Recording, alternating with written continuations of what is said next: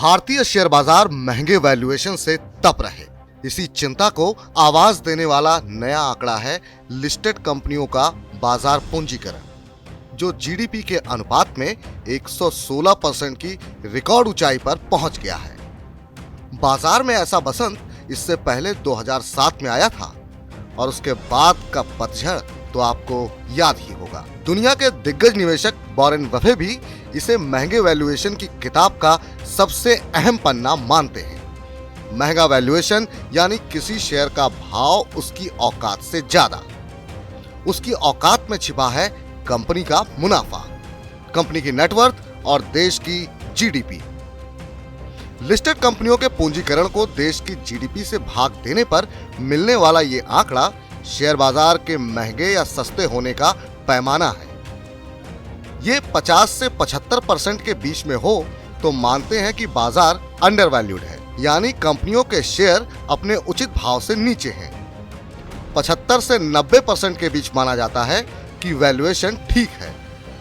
खतरे की घंटी बजना शुरू होती है 90 से 115% के बीच, और अभी हम खड़े हैं 116% पर। यही वजह है कि स्टॉक मार्केट में मची उठापटक में तमाम कारणों के बीच महंगे वैल्यूएशन का हल्ला सबसे ज्यादा है। इसी का हवाला देकर बीते 4 महीनों में नोमुरा, यूबीएस, गोल्डमैन सैक्स और मॉर्गन स्टैनले जैसे ग्लोबल फंड्स ने भारतीय बाजार को डाउनग्रेड किया है। इनका मानना है कि भारतीय बाजार में रिस्क रिवॉर्ड रेशियो अनुकूल नहीं है, यानी जितने मुनाफे की उम्मीद है जोखिम उसके अनुपात में कहीं ज्यादा है। इन्हीं रिपोर्ट्स को पढ़कर विदेशी निवेशक बाजार से निकल रहे हैं। अक्टूबर से अब तक करीब 80,000 करोड़ से ज्यादा की बिकवाली हो चुकी है।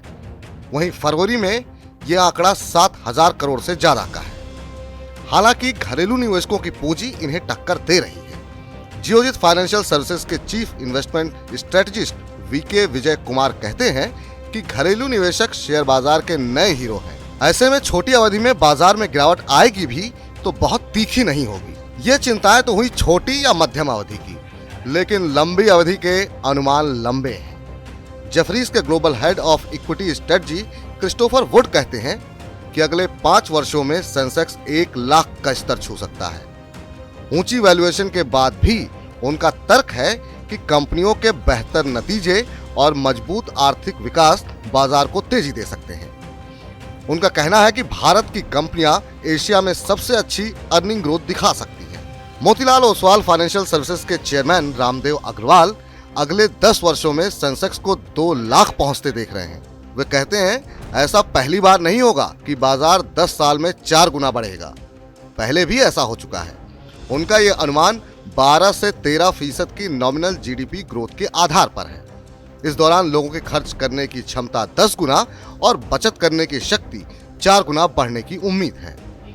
वुड और रामदेव अग्रवाल दोनों ही कंपनियों के मुनाफे 15% की दर से बढ़ने का अनुमान लगा रहे हैं।